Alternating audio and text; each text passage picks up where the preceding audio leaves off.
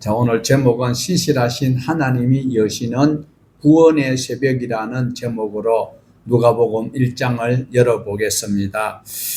말라기 이후에 하나님께서 잠잠히 계시는 듯 하였지만 선지자들을 통하여서 새로운 위로의 말씀이나 권면의 말씀은 없어졌습니다. 그렇지만 하나님께서는 베드로후서 3장 8절에 있는 말씀처럼 하루가 천년 같고 천년을 하루같이 기다리시는 하나님께서 400년 동안 인간들은 하나님께서 아무 말씀을 하시지 않는 것 같았지만 하나님은 주님의 길을 예비하는 세례 요한이 올 수 있는 그 일을 하나님께서는 준비를 하고 계셨습니다.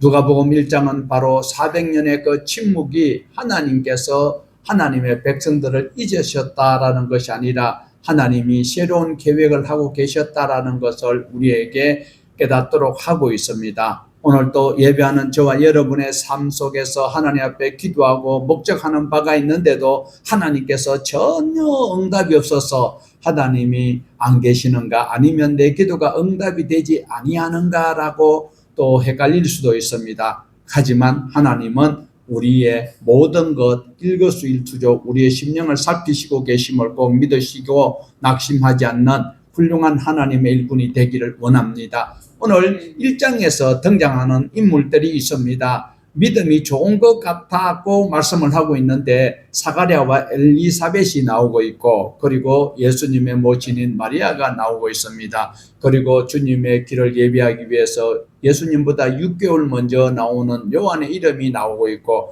궁극적으로는 예수 그리스도의 그 나심을 천사가 알려주는 이런 말씀이 나오고 있는 것이 1장입니다. 자, 이래서 우리 1절에서 4절까지 읽어보십니다. 우리 중에 이루어진 사실에 대하여 처음부터 목격자와 말씀에 일꾼된 자들이 전하여 준 그대로 내력을 저술하려고 부설던 사람이 많은지라 그 모든 일을 근원부터 자세히 미루어 살핀 나도 데오빌로 각하에게 차례대로 써보내는 것이 좋은 줄 알았노니 이는 각하가 알고 있는 바를 더 확실하게 여기서 데오빌로라는 사람이 먼저 나오고 있습니다. 데오빌로라는 사람은 누군고 하면 우리는 누구인지는 알 수가 없습니다. 그러나 믿음으로 하나님의 말씀을 알려고 하는 사람이었다. 그래서 데오빌로 각하라고 말을 하고 있는데 각하라는 것은 지존자 그리고 또 가장 영예스러운 분, 그래서 우리도 대통령에게 대통령 각하라고 말하고 있습니다. 데오빌로라는 그 합성어예요. 데오는 하나님이란 뜻이고 그 다음에 그 필로서라는 것이 사랑이잖아요. 그래서 사랑하는 자, 하나님께서 사랑하는 자. 그러면 왜 여기서 많은 학자들이 의견이 분분해요. 자, 어떤가 하면 데오빌로 각하가 실제 어떠한 인물이 있었을 것이다. 그리고 또 어떤 사람은 아니다. 설교할 때 설교자가 사랑하는 여러분 하면서 여러 사람을 쳐다보고 있는데 그때에 앉아있는 모든 청중들이 다 자기 보고 하는 소리인 줄 알고 있는 것처럼 설명하는 것이 오늘 데오빌로 각하여 이러면서 이제 누가가 왜 이렇게 데오빌로에게 하는가 하면 하나님의 말씀 듣는 우리 교회 성도님들이 앉아있는 이 좌석에 여러분을 쳐다보면서 제가 다시 말씀을 드리는 듯한 이런 표현이 바로 누가가 데오빌로 각하에게 하는 이런 모습이다라는 것입니다. 누구에게요? 교회 안에 와가지고도 예수 안 믿는 사람이 아니고 하나님의 말씀을 좀 더 알려고 노력하고 하나님을 사랑하려고 하는 자에게 하나님께서는 이렇게 하신다. 왜? 데오빌로가 하나님의 말씀을 더 알려고 하고 있을 때에 많은 사람들이 하나님에 대해서 그리고 예수 그리스도에 대해서 많은 말들을 하고 있는데 정확하지 않는 그런 말들이 있기 때문에 자기는 자세히 처음부터 근원부터 자세하게 알려서 당신에게 소개를 하겠습니다. 담임 목사가 자기 성도에게 누가가 데오빌로에게 하는 이처럼 말씀을 소개를 하고 있는 것을 여러분에게 그대로 제가 표절을 하여서 말씀을 드렸습니다. 오늘날 또 말씀의 홍수시대에 살고 있어요. 그러나 참 진리의 말씀이 어떤 말씀이고, 그리고 그 말씀이 듣기 좋고 그냥 편안하고 위로를 해주는 어떤 마취제 같은 말씀이 아니라 생명의 근원이 되어서 힘들고 어려워도 고통스러워도 하나님께서 결국 이끄시는 진리로 이끄시는 생명의 말씀이 이 말씀이다라는 것을 깨닫는 그들에게 주시는 말씀이다라는 겁니다. 그래서 왜 이렇게 데오빌로에게 편지를 쓰는가 하면 너무 말씀이 난무한 거요. 4절에 보면 각하가 알고 있는 바를 더 확실히 하게 하려고 이 편지를 쓰고 있다라는 것입니다. 확실하게라는 소리는 틀림이 없어서 다시는 흔들리지 않는 판결문과 같은 것. 1심에서는 오심이 있을 수도 있고 2심에서도 오심이 있을 수 있고 그것을 다시 대법원에서 자세히 살피고 최종 확정되었던 그것처럼 확실하게 아스팔레이아라는 이 단어는 나는 완전히 예수 그리스도로 인하여서 확실히 나는 구원을 얻은 백성이다라는 것을 우리는 아멘 할 수 있어야 합니다. 먼저 우리 5절에서 7절 말씀을 보시면 유대왕 헤롯 때에 아비야 반열에 제사장 한 사람이 있었으니 이름은 사가랴요 그의 아내는 아론의 자손이니 이름은 엘리사벳이라. 이 두 사람이 하나님 앞에 의인이니 주의 모든 계명과 율례대로 흠이 없이 행하더라. 엘리사벳이 잉태를 못하여 그들에게 자식이 없었고 두 사람이 나이가 많더라. 여기서 우리가 그냥 슬쩍 넘어갈 수도 있습니다. 그런데 눈여겨보아야 할 한 단어가 있어요. 유대왕 헤롯 때에 아비야 반열이 무엇이며 그리고 그때에 제사장 한 사람이 있었는데 누구예요? 사가랴입니다. 그리고 그 사가랴의 부인은 아론의 자손의 엘리사벳이라는 명망의 가문의 규수였습니다. 그럼 엘리사벳하고 사가랴하고 지금 나중에 보면 비교를 해보면 엘리사벳이 훨씬 믿음이 좋은데 그러면 이 아비야 반열의 사가랴라는 이 제사장이 어떤 일을 하였는가? 많은 사람들이 하나님 앞에 나와서 복을 받기를 원합니다. 또 건강하기를 원합니다. 하나님의 선한 일꾼이 되기를 원하는 것 아주 잘한 일이에요. 그러면 그렇게 선한 일을 하고 싶어하고 하나님의 은혜를 누리고 싶은 사람들이 해야 될 태도가 신앙의 태도가 어떤가를 우리는 사가랴를 통하여서 다시 한번 꼭 기억을 하기를 원합니다. 오늘 80절까지 있는데 여기에 7절에서 5절에서 우리에게 귀중한 소스를 주고 있어요. 자, 왜 아비야 반열이라 뜬금없이 아비야 반열이라고 하면 처음 듣는 분도 계셔요. 이 먼저의 단어를 살펴보면 다윗 시대에 제사장들이 많아졌어요. 그러니까 제사장들이 많은데 그 많은 제사장들이 한꺼번에 다 나와가지고 아니 성도보다 목사가 더 많으면 그 곤란하잖아요. 그래서 이때에 24반열로 나누었어요. 기억을 하세요. 이 시험 칩니다. 24반열로 나누었는데 1년이 몇 달이에요? 12개월이잖아요. 그러니까 24반열로 나누어서 한 반열의 근무 시간은 15일이에요. 그러니까 아비야 반열에 소속되어 있던 제사장이 누구였는가 하면 사가랴였다. 사가랴입니다. 죄송합니다. 자, 그러면 사가랴라는 사람이 아비야 반열에 있었어요. 그리고 목사가 어떨 때 목사의 가장 큰 직무예요. 병원에 신방 가는 거 중요합니다. 그러나 더 중요한 것은 목사는 바로 하나님의 말씀을 성도들에게 선포하는 것이 굉장히 중요한 사명이기도 한 것이죠. 그러니까 사가랴라는 이 사람이 사가랴 똑같아요. 원어로 보면. 그런데 이 사가랴가 어떤 일을 하였는가 하면 7절에 보면 아니지. 몇 절이에요? 8절에 보면 8절에 어떻게 됐는가? 마침 사가랴가 그 반열의 차례대로 하나님 앞에 제사장의 직무를 그러니까 자기 아비야 소속 반열에 소속이 되어서 자기 당번이 되었을 때의 그 직무를 수행을 할 때, 그러니까 교회에 속하여 있는 사람이 교회에 와서 예배 드릴 때에 하나님께서 함께 하시는 거예요.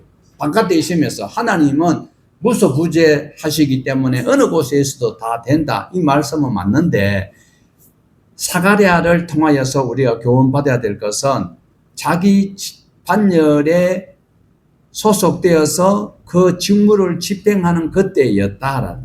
그런데 이것만 해도 감격스럽고 우리가 해야 될 직무사항이에요. 그런데 이때에 다시 9절에 보면 제사장의 전례를 따라 제비를 뽑아가지고 그 다음에 주의 성전에서 번향하는 그러니까 오늘날 설교하는 거, 여러 목사님들이 있는데 그 중에서 설교를 할 수 있는 이 귀한 시간에 사가랴가 제비가 뽑혀서 당번이 되어서 그 말씀을 감당하고 있을 때에 천사가 전하여 준 이 아들을 주겠다라는 소식을 우리에게 소개를 하고 있는 것입니다. 자, 이렇게 했을 때에 이 두 부부가 사가랴와 엘리사벳이 믿음이 너무너무 좋습니다. 굉장한 믿음을 가지고 있는 것이 분명하게 나타나고 있는데, 그리고 13절을 우리가 같이 한번 더 보십시다. 천사가 이르되 사가랴여 무서워하지 말라. 너의 간구함이 들린지라. 내 아내 엘리사벳이 내게 아들을 낳아 주리니 이름을 요한이라 하라. 자, 그러니까 여기서 간구하는 너의 간구함이 들린지라, 슬쩍 한번 청구했는 것이 아니고 하나님 앞에 동일한 기도 목적을 가지고 나는 하나님 앞에 이러이러한 일을 하고 싶습니다, 이러면서 천사가 사가랴에게 소식을 전해 준 것은 너가 간구하고 있던 이것 내가 기억을 하고 있다. 그래서 우리도 기도하다가 낙심하지 말아야 되는 것은 하나님 앞에 기도한 것은 절대로 땅에 떨어지지 않고 하나님께서 기억하신 바가 된다라는 것을 보여주고 있어요. 그래서 여기서 간구는 대시스라는 것은 일회성이 아니고 계속 반복적으로 하고 있다라는 거예요. 자, 그러면서 여기서 이제 실수하는 부분이 나오고 있는데, 제가 분명히 사가랴가 하는 것을 우리 신앙생활에 반영을 하자라고 말씀을 드렸어요. 그러면 18절에 보면 무슨 일이 있는가 하면 사가랴가 천사에게 이르되 내가 이것을 어떻게 알리요? 내가 늙고 아내도 나이가 많으니이다. 또 아브라함이 하나님께서 내년 이맘때 아들 줄게 하니까 뭐 나는 늙었고 뭐 그리고 살아도 뭐 나는 경수도 끊어졌고 어쩌고 저쩌고 비슷한 소리예요. 자, 분명하게 자기가 아비야 반열에서 당번이 되어서 그리고 그 직무를 수행하고 특별히 제비가 뽑혀서 그 분양을 할 때에 천사가 이런 귀한 메시지를 전하여 주었어요. 사가랴여 무서워하지 말라. 내 간구가 하나님께서 기억하신 바가 되었을 뿐만 아니라 엘리사벳을 통하여서 아들을 낳도록 해 주시겠다라고 기쁜 소식을 전하여 주실 때 여러분은 어떻게 해야 될까요? 노멘이요, 아멘이요?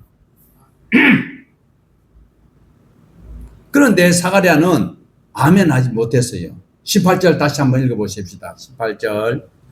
사가랴가 천사에게 이르되 내가 이것을 어떻게 알리요? 내가 늙고 아내도 나이가 많으니라.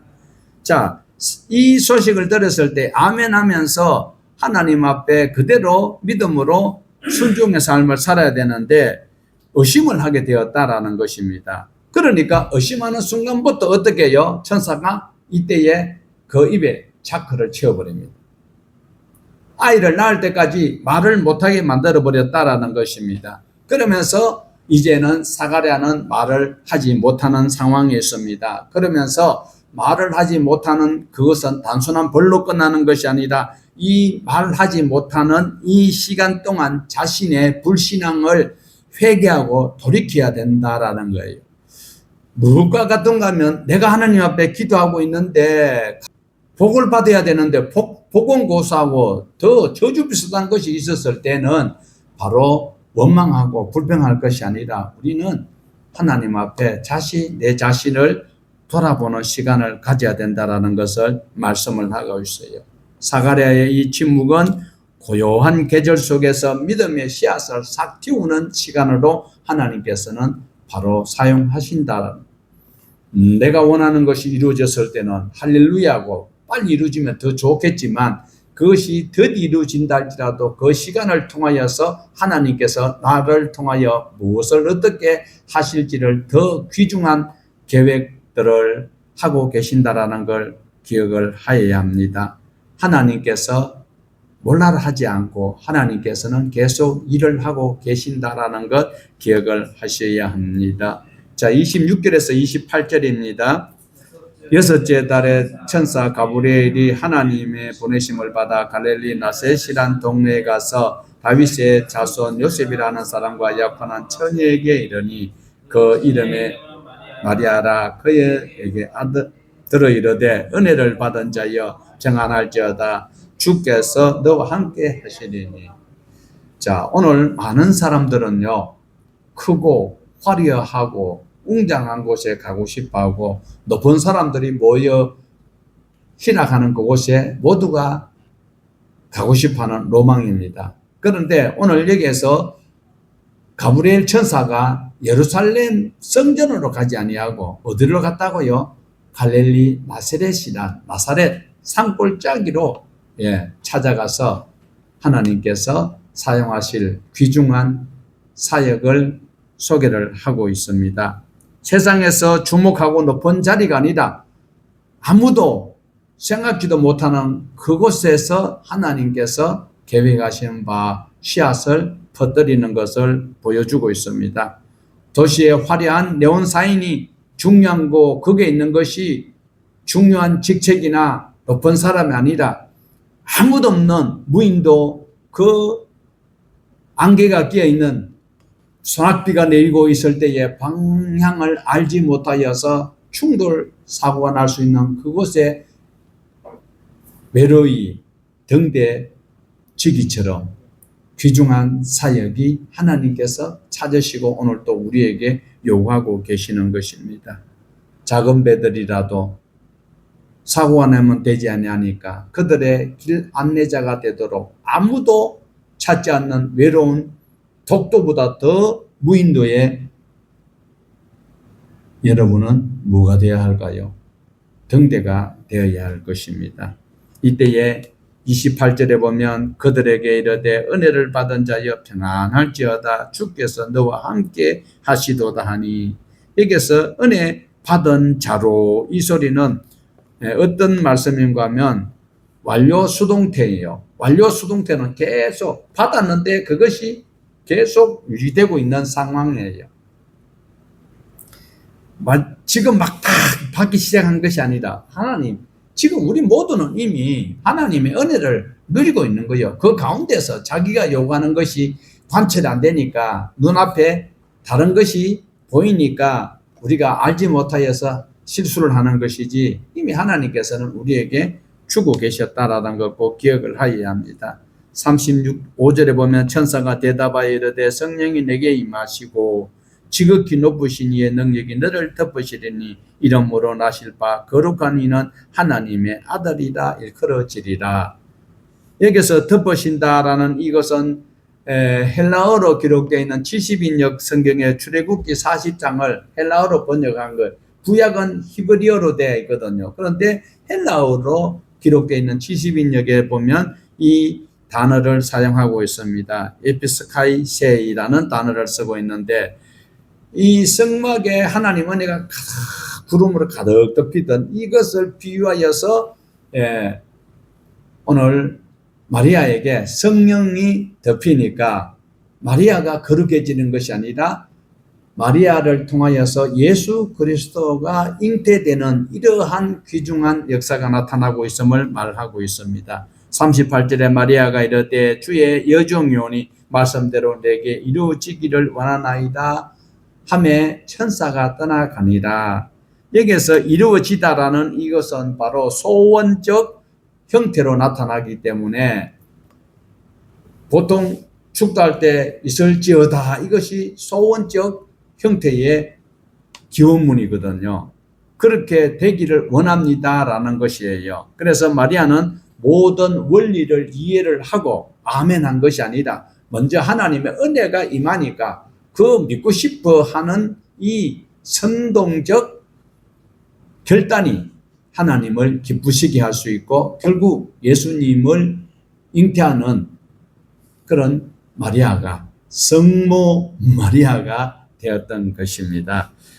그런데 34절에 보면 분명하게 그래요. 자기가 다 알고 있는 것은 아니에요. 마리아가 천사에게 말하되 나는 남자를 알지 못하니 어찌 이런 일이 있사오리까. 아니 임신이 되려면 서방님이 있든지 남방님이 있어야 되는데 어찌 이런 일이 있을 수 있습니까? 라고 하였지만 그러나 바로 마리아가 이렇게 38절에서 순종하고 결단할 때에 결과로 나타나게 되는 것을 보여주고 있습니다. 오늘 우리는 하나님의 말씀이 전적으로 이해가 되지 아니하는 이 자리를 할지라도 하나님의 말씀으로 나는 온전히 짊어지고 나가겠다, 나는 수용하겠다라는 그런 결단이 우리에게 주어지는 믿음이라는 것입니다. 오늘 우리에게도 동일하게 적용되는 이 말씀은 하나님의 뜻은 언제나 다 알고 난 다음에 이렇게 할 수 있는 것 아니에요. 하나님은 어떻게 해요? 요단강을 건널 때에도 다 설명을 하고 건너가라고 하지 아니했어요. 하나님의 말씀에 은혜가 하나님의 말씀을 듣는 것이 은혜예요, 저주예요? 하나님의 은혜가 먼저 임했어요. 하나님의 말씀이. 그러면 그 말씀을 내가 순종할 때 그 하나님의 계획이 집행이 되고 나는 그러한 상황을 무엇이라고 하는가 하면 기적이다라고 우리의 언어로 표현할 수 있습니다. 자, 이래서 마리아처럼 하나님께서 하신 그 말씀, 천사님이 전하여 주는 그 말씀대로 될 줄로 나는 믿습니다 하는 이것 신앙이 우리 모두에게도 동일하게 있으시기를 원합니다. 자, 그 다음에 39절에서 45절 단락을 보는데 우리 39절에서 43절 그리고 45절을 보십니다. 이때에 마리아가 일어나 빨리 산골로 가서 한 동네 사가랴의 집에 들어가 엘리사벳에게 문안하니 엘리사벳이 마리아가 문안함을 들으매 마리아가 복중에서 뛰노는지라 엘리사벳이 성령의 충만함을 받아 큰 소리로 불러 이르되 여자 중에 내가 복이 있으며 내 대중의 아이도 복이 있도다. 내 주의 어머니가 내게 나오니 어찌 된 일인가. 45절 주께서 하신 말씀이 반드시 이루어지리라고 믿는 그 여자에게 복이 있도다. 39절에 보면 이때 마리아가 빨리 일어나서 어디로 갔다고요? 산골로 갔다. 이 산골에 누가 있을까요? 산골에 엘리사벳이 있겠지요. 그래서 여기서 우리가 적용할 수 있는 것은 내가 소중한 것을 보았어요. 제일 흔한 말로 내가 어느 맛집을 내가 알게 되어서 그러면 그것을 다른 사람에게 친한 사람에게 맛집을 소개해야 될까요? 나 혼자만 두고 가서 즐겨야 될까요? 믿음은 혼자 머무르는 것이 아닌 것을 여기서 마리아의 그 태도를 통하여서 엿볼 수가 있습니다. 마리아는 놀라운 은혜를 혼자 감당하지 아니하고 같은 은혜를 경험한 엘리사벳에게 쫓아가는 장면입니다. 여기서 엘리사벳에게 가니까 어떻게 해요? 엘리사벳이 갑자기 성령이 충만하여서 어떻게 마리아를 보고 막 엄청 기뻐하시는 거예요. 주의 어머니가 어떻게 여기 오셨습니까? 아니, 지금 엘리사벳은 잉태를 하였거든요. 그런데 마리아는 잉태를 아직까지 안 해서 그런데도 엘리사벳이 성령의 충만함을 받았을 때는 큰 소리로 이르는 것이 바로 당신은 여자 중에서 가장 복받는 분이다. 그러면서 주의 어머니라고 말씀을 하고 있습니다. 여기서 주는 바로 예수 그리스도겠지요. 그리고 또 주의 어머니는 마리아를 지칭을 하고 있습니다. 41절에 보면 엘리사벳이 마리아가 문안함을 들으며 아이가 복중에서 뛰노는지라 엘리사벳이 성령의 충만함을 받아. 여기서 뛰논다라는 것은 요한이 아직까지 태어나기 전입니다. 그런데도 아니 뱃속에 있는 애들이 지금 막 난리가 나는 거예요. 요동을 치고 막 여기서는 기쁨으로 요동을 친다라는 뜻이에요. 그냥 애가 막 발꿈치 치고 막 이래 하는 것이 아니라 기쁨으로 요동을 치고 있다라는 거예요. 그러니까 엘리사벳이 성령 충만하니까 속에 있는 요한이 지금 메시아에 오실 것을 이미 표현하는 이런 우리가 미리 이야기를 하는 그런 좀 오버하는 말이지만 오실 메시아를 기뻐하고 정언하는 그런 뜻한 모습을 보이고 있습니다. 세례 요한이 나중에 그랬잖아요. 나는 그리스도가 아니고 내 뒤에 오시는 분의 신발끈 담당하기도 어렵다. 이렇게 이야기하고 나는 그리스도가 아니라 그리스도를 정언하기 위해서 왔다라고 했던 것을 볼 수 있습니다. 43절에 내게 이 일이 어찌 되면냐 내 주의 어머니가 내게 나오니 장차 태어날 그리스도를 내 주라고 표현을 하고 있고 그리고 주의 어머니는 마리아를 가리키고 있습니다. 아직 아무도 알지 못하는 비밀을 성령께서 엘리사벳을 통하여 알게 하셨다라는 것을 눈여겨보셔야 합니다. 하나님과 교통하는 자에게 하나님께서 아모스 2장에서 말씀하셨던 것처럼 하나님은 무슨 일을 집행하실 때에 선지자들을 통하여서 아무 말씀도 안 하시고 한 적이 없다라는 이미 예언이 다 되어 있어요. 세계 각처의 지진과 전쟁이 지금 우연한 것이 아니다. 이럴 때 저와 여러분은 어떻게 해야 할까요? 하나님의 말씀 안에서 지금 우리 영적 단도리를 잘 하여야 할 것입니다. 45절에서 주께서 하신 말씀이 이루어지리라고 믿는 여자에게 복이 있도다. 주님께서 하신 것을 여러분 믿으셔야 되는 거예요. 무조건 내가 아멘 한다고 되는 것이 아니라 주님께서 하실 것을 내가 믿는 자가 될 때에 하나님께서 주시는 복을 누릴 수 있습니다. 자, 여기서 우리가 이제 대비를 한번 해보십시다. 어떻게 대비를 하는? 사가랴는 1장 18절에서 어떻게 해요? 자기는 불신앙적 선언을 하여서 벙어리가 되어버렸어요. 그런데 마리아는 어떻게 해요? 나는 사내를 알지 못하지만 그리고 38절에서는 주님께서 말씀하신 그대로 될 줄로 믿습니다. 그렇게 하나님을 찬양하는 거예요. 오늘 또 우리는 내가 생각하는 것 가지고 신앙생활을 하는 게 아니고 하나님의 말씀으로 내가 살아가야 되는 거예요. 오늘 교회 가보니까 오늘 성경 읽어보니까 내가 판단해가 내가 주인 되면 그는 벼락 맞는 사람이에요.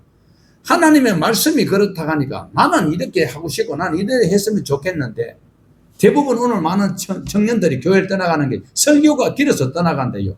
바깥에 가가지고 나쁜 짓을 다 하면서 하나님의 말씀 듣는 것이 그렇게 고역스러워서 지옥으로 여기고 있으면 어떻게 될까?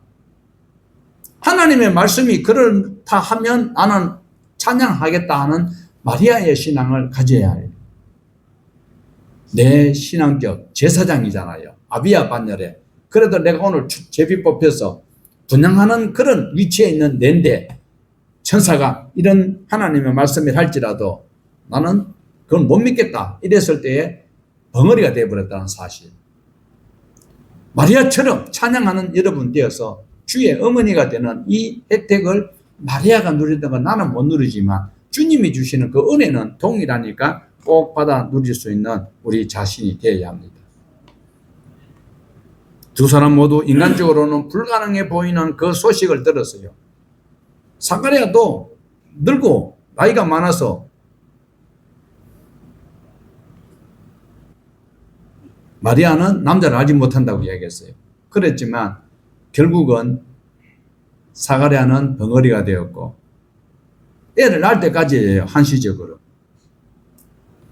자, 46절에서 56절인데 46절에서 48절까지만 봅니다. 마리아가 이르되 내 영혼이 주를 찬양하며 내 마음이 하나님 내 구주를 기뻐하였음은 그의 여종의 비천함을 돌보셨습니다. 보라 이제 후로는 만세의 나를 복이 있다 일컬으리로다.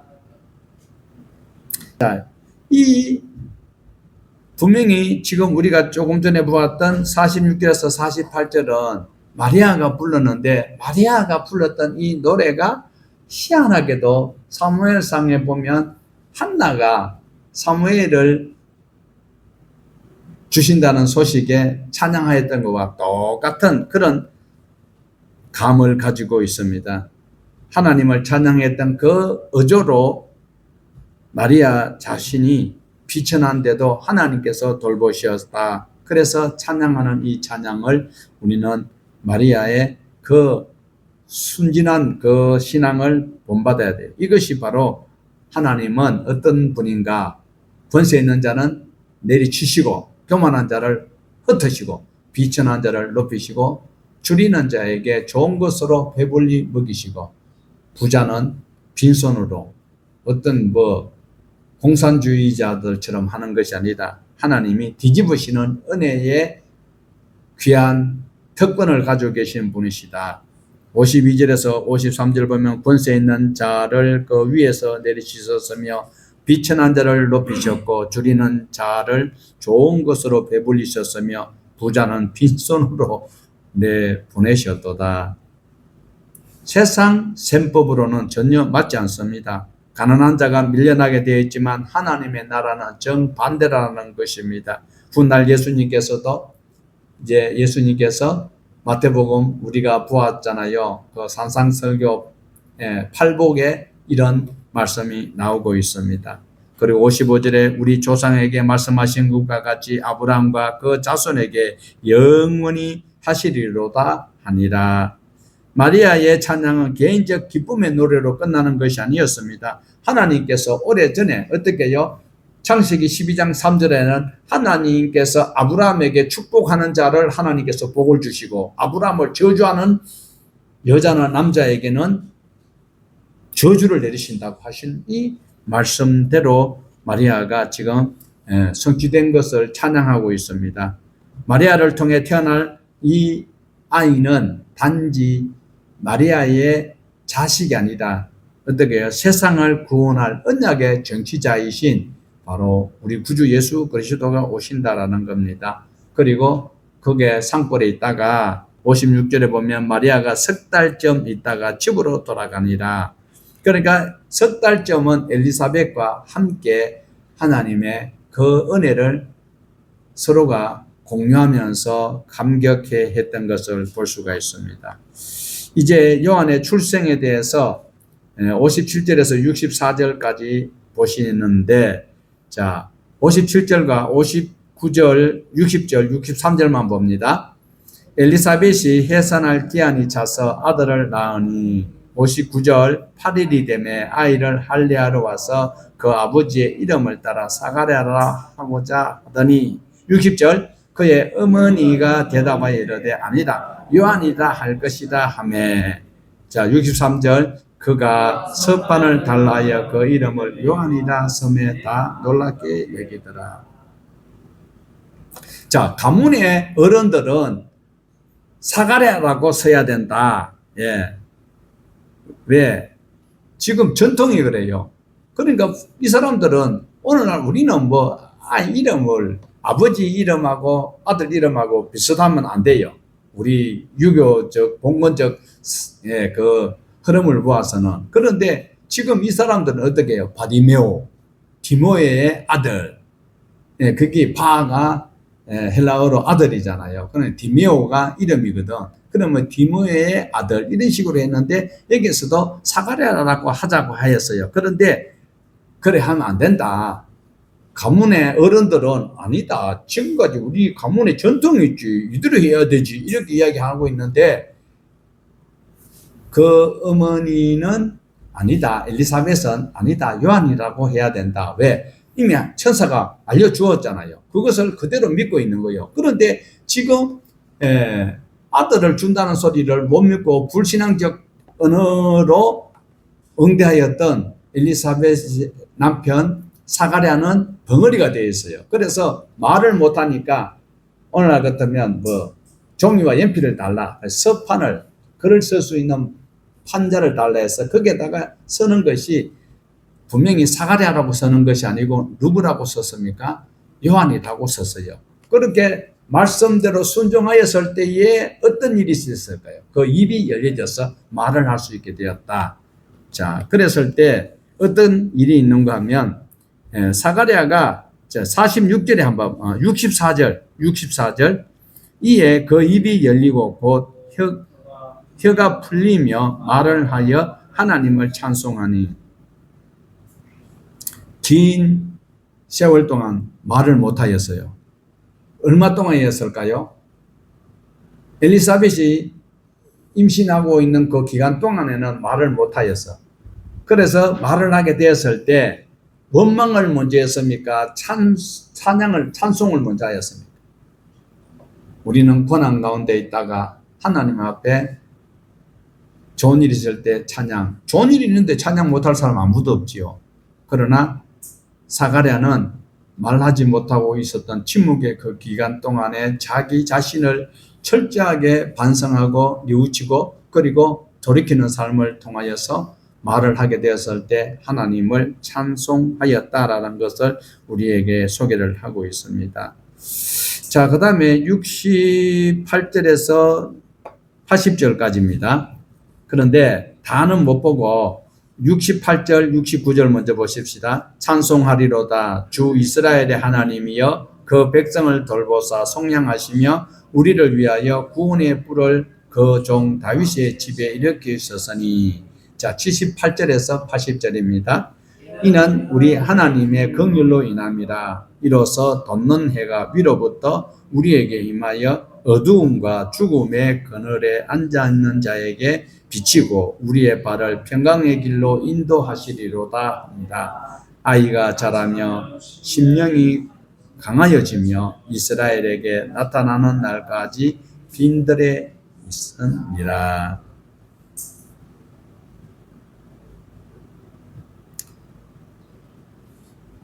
사가랴의 아들이 누구예요? 요한이잖아요. 근데 요한을 출생 축하하는 것이 아니라 먼저 표현하는 것은 인류를 구원하러 오실 메시아 예수 그리스도를 먼저 찬양하는 것을 볼 수 있었다. 이것이 사가랴에 대한 하나님의 은혜였습니다. 자기 아들 요한의 탄생보다도 더 먼저 큰 구원을 베푸실 그리스도를 오시는 것을 보았다. 주식이 올라가는 것을 바라보는 것이 아니라 내가 가면 갈수록 내 신앙이 곤두박질 치는 것이 아니라 신앙이 더 좋아지는 것을 볼 수 있는 이러한 사가랴의 사명을 여기서 볼 수 있습니다. 자, 78절에서 79절 이는 우리 하나님의 긍휼로 인함이라. 이로써 돋는 해가 위로부터 우리에게 임하여 어두움과 죽음의 그늘에 앉은 자에게 비치고 우리 발을 평강의 길로 인도하시리로다.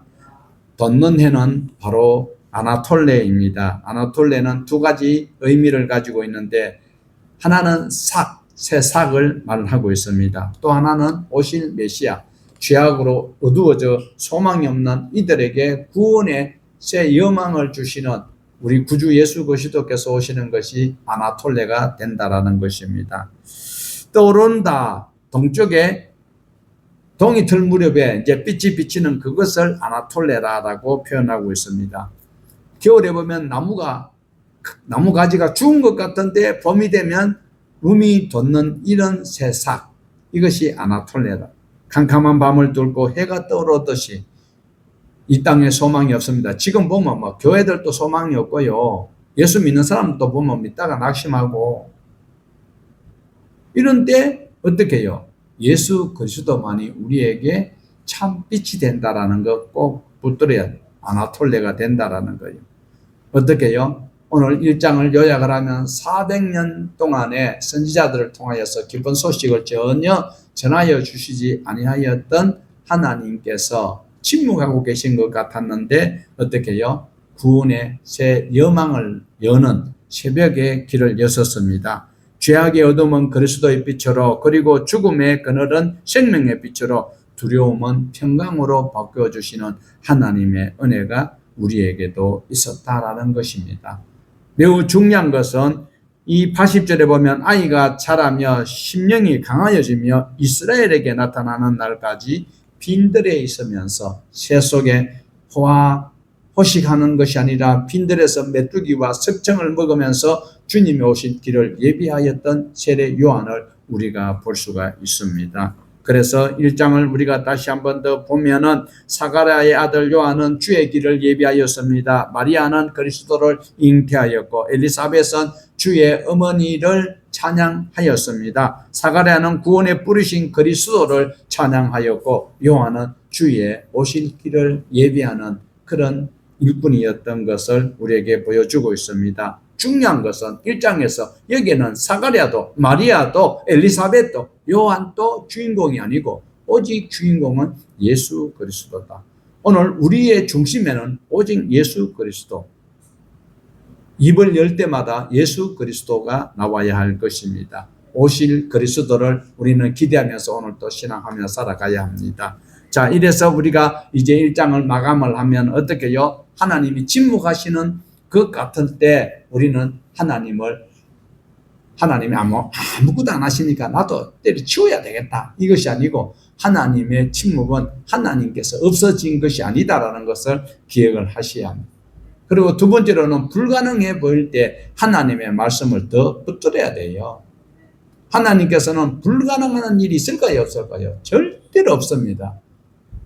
내 뜻이 아니라 하나님의 뜻이 반드시 이루어진다라는 말씀을 바로 믿음으로 내 것으로 바꿔야 합니다. 하나님의 말씀이 이해가 되지 아니할 때, 말씀 앞에 순종할 때에 주여 여종이오니 말씀대로 내게 이루어지이다 할 때에 하나님께서 기특하게 보셨다라는 사실을 꼭 명심하시고, 믿음은 상황이 좋아져야 시작되는 것이 아니고 어려웠든지 힘들든지 상관없이 예수님이 구주이신 것을 꼭 붙드는 그에게 변함없는 그 마음에 하나님께서 씨앗을 심으십니다. 오늘 맑았다가 내일 흐렸다가 곤두박질 치면 맡길 수 없습니다.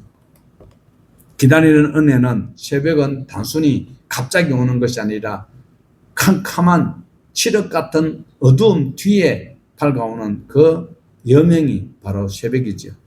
오늘 우리는 캄캄함이 지나가고 힘듦과 어려움과 고난과 역경의 그 연단 기간을 지나갔을 때에 하나님께서는 새벽을 여시는 아나톨레의 은혜를 더하여 주시는 것입니다.